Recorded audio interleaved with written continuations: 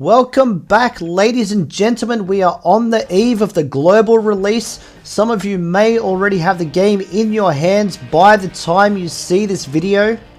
But this video here is going to be all about the best shadow team to build early in the game. This will coincide with my beginner's guide. If you haven't seen that, there'll be a link in the description. You can also check out the link at the end of this video here. Now, one thing that myself and other creators will constantly be telling you is make sure that you use your resources wisely. Now, the team that I am going to take you through is going to be great for not just your campaigns, but also partially for the arena. Now, my last video, I did go through what the current arena meta looks like, and it was something that I didn't really expect, but it turned out to be a good thing because the characters that are mostly used and are quite successful are characters that you're going to have right from the very start. Now, the main character that you're going to need is going to be your first ever shadow character that you'll get, which is Ugluk. And the main reason you want him is for his leadership ability. Now, as you can see, when this ability is maxed out, you're going to have 12.5% heal on your entire team every single time an Isengard character puts a debuff on their opponent. Now, given the lack of really good shadow character healers, this is a great way to overcome that problem.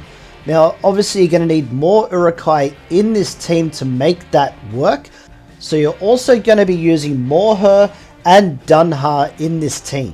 Now, both of these once again are going to be among the first shadow characters that you will get in the game, so you don't have to worry about farming them specifically for this team. You'll already have them. The other thing is that Dunhar is also a healer, so you kind of double up in that area, but he will only heal the most wounded character on the team rather than the entire team. Now, the next character that you're going to add to this team you'll find pretty early on in the light campaign, just in that second chapter in the hard nodes, and that's Neuros. Now, the reason you're going to want this guy in your team, he is the troll handler, and he has this ability right here where he can summon a troll stonebreaker into the team. Once you've maxed this ability out, the troll will actually come into the match with 40% turn meter, and he'll also have provoke to start the match. Now, the other advantage to having Neuros in the team is from his passive ability. Once his turn starts, he will actually force a troll to provoke. Now, this can really change the game because you will be forcing your opponents to go after those tankier trolls in the team. And that actually leads me to the last guy that you want to put into your team, and that's Gaza Ironhide. Now, he is the Olog that you will find at the end of the first guild chapter. He will take 180 shards to unlock, but you will get him at 4 stars once you do unlock him. But having him in the team means that before you can summon that Stonebreaker, you also have another troll there that Neuros can force to provoke. Now, obviously the one downside to that is that he will take quite a while to unlock. It's going to take you probably a week or more to grind him out, depending on how much you play and how much energy you like to refresh on those guild energy nodes.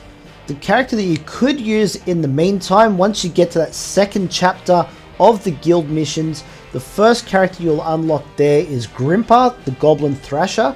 Because he is a taunter, he is still a very good option to put in that team until you can get Gaza unlocked. Now, the one thing that I do really want to reinforce here is that once you've unlocked these characters, you've got to keep farming them. You want to get them to at least 3 stars. After 3 stars, the promotions start to get very, very expensive with gold. They're like 80,000 gold to upgrade to 4 stars. So once you get them to 3 stars, that should be fine, but keep gearing them up. Once you've geared your first guy up to gear 5, get the next one to gear 5, then the next one, etc, etc. Then gear 6 for all of them, gear 7, gear 8.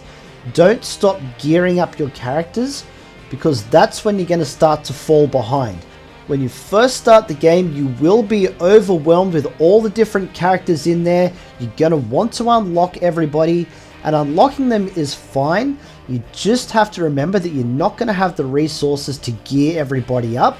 So once you have that starting team for both your shadow and for your light side, you really want to try and stick to those 10 characters as best as possible.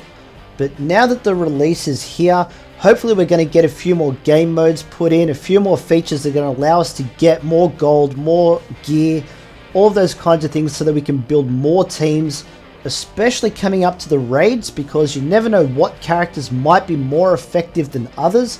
So in the meantime, we want to try and avoid leveling up too many characters if we can help it. Now, the other reason that I'm talking about this shadow team here today is when we take a quick look at the arena, as you can see here in the gold 2 tier of the arena, which is pretty high up, you can see a lot of free-to-play characters here, especially those Urukai, that do seem quite effective in climbing up those ranks. Even when we have a further look into the Mithril section, you can see some of these teams here that are quite accessible for every free-to-play player.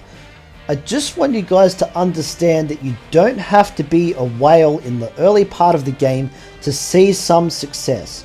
Now, it will take you a couple of weeks to build these squads up to get to these higher ranks in the arena, but you can definitely get there and you can claim some of these bigger crystal prizes on a daily basis. Now I want to hear from you guys in the comments below just the kind of content that you want to see. Is there something specific that you think could help you out in the game that you're not quite sure of? Are there certain characters that you might want a little bit more information on? My goal is to help you guys be successful as free-to-play players and make sure that you're able to enjoy the game without feeling the need of spending a lot of money just to try and keep up with everybody. That's it for this one, guys. Enjoy the global launch. Like and sub, you know the deal. We got plenty more Heroes of Middle-earth coming your way. Don't miss out, and we'll catch you in the next one.